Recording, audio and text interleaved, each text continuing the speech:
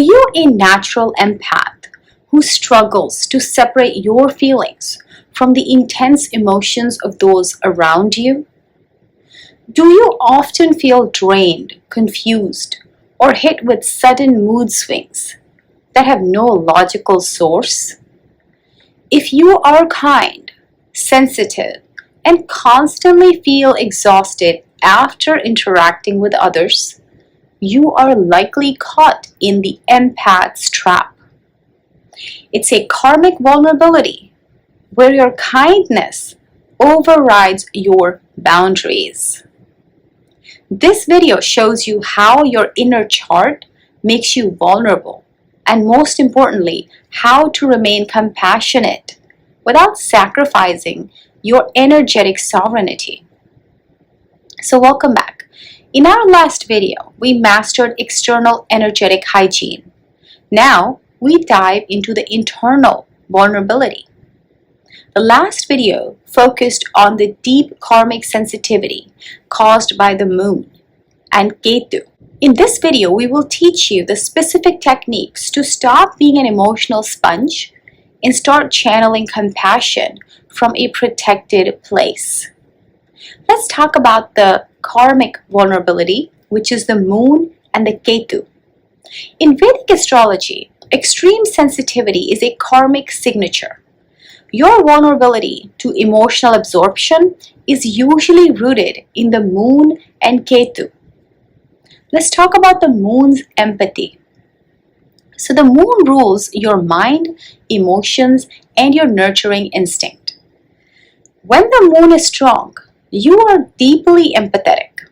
But when it's afflicted or overly exposed, especially in watery signs, watery houses with Ketu, it turns you into a psychic sponge, instantly mirroring and internalizing the sadness or anxiety of others. You literally feel their pain in your body. Now let's talk about Ketu. Ketu is a planet of detachment and spiritual openness.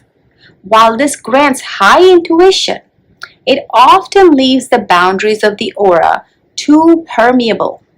Ketu's openness. You're so open to spiritual reality that you lack the necessary spiritual skin to filter out the noise. This is what creates the empath's trap. You are deeply empathetic and spiritually open, meaning you can't help but absorb the external energetic garbage. The solution is not to become cold, but to become a better channel.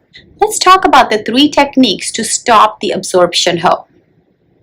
Here are the 3 immediate actionable techniques to stop the emotional absorption the moment you feel it happening. The first one is called the cord-cutting breath. Instant severance, basically. The emotional absorption involves an energetic cord being unconsciously attached from the other person to your solar plexus. The moment you feel drained or anxious after an encounter, you stop. You visualize a clear silver cord running from your center to the other person.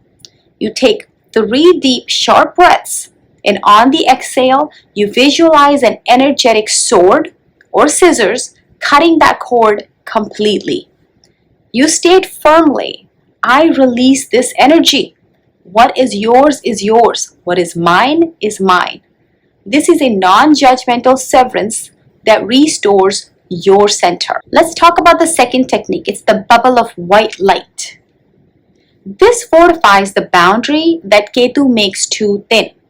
You're activating the power of your own divine light. So how do you do this?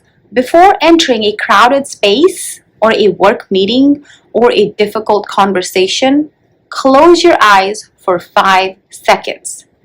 Visualize a brilliant, white, crystalline light originating from your heart, expanding into a thick, shimmering bubble that completely surrounds your body, extending about a foot away.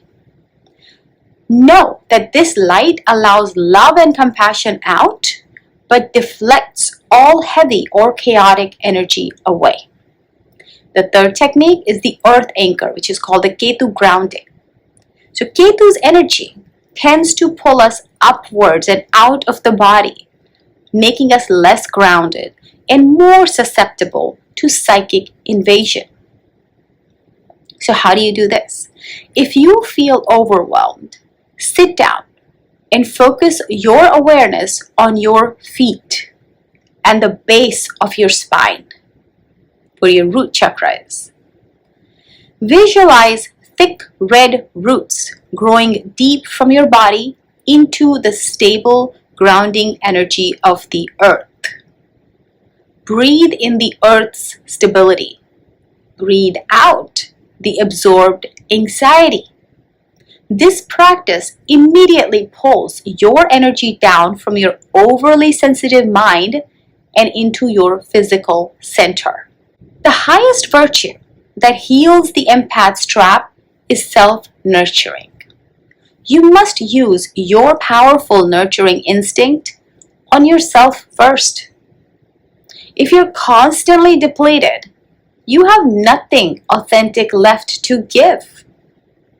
Healing the moon, which is nurturing, means establishing a non-negotiable daily ritual of quiet time, rest, and self-care before you engage with the world. Now, this ensures that your cup is full and clean before you attempt to pour into others. By consciously prioritizing your well-being, you demonstrate to the universe that you value your own energy field, and the universe will support that value. So what does all this mean? Let's summarize the profound spiritual mastery that you gain by conquering the empath's trap. You're not learning to be less kind. You're learning to be more discerning in your kindness. You're telling the universe, I can be compassionate without being contaminated. I am the sovereign owner of my emotional landscape. This work transforms you from a victim of your own sensitivity into a powerful channel of light. You can now empathize with grace and distance, knowing the difference between sympathy, which is the absorption, and compassion, which is the detached wisdom. This spiritual boundary is the key to deep, lasting peace. Now, here are your assignments to begin ending emotional absorption. First, I want to know, tell me in the comments, which of the three techniques, the cord cutting, the white light bubble, or the earth anchor, feels most powerful for you right now? And what is one small thing you will do for self-nurturing today? Second, let's turn this knowledge into action. Practice the white light bubble visualization before your next scheduled interaction with the public. And finally, share this video with any highly sensitive person or friend who struggles with unexplained emotional fatigue. Knowledge is meant to be shared, and that's what I'm doing for you. Now, our journey continues next time with the next video, which is called Invoking the Warrior Within You. We will dive into the specific mantras or therapies that create an impenetrable shield. So hit the notification bell right now so you don't miss it. And if you'd like to take a deep dive into your own personal chart, you can connect with me via the link in the About section. If you found this video helpful, please give it a thumbs up and hit the subscribe button for more Vedic wisdom. Thank you for watching, and thank yourself for watching. That's all for today.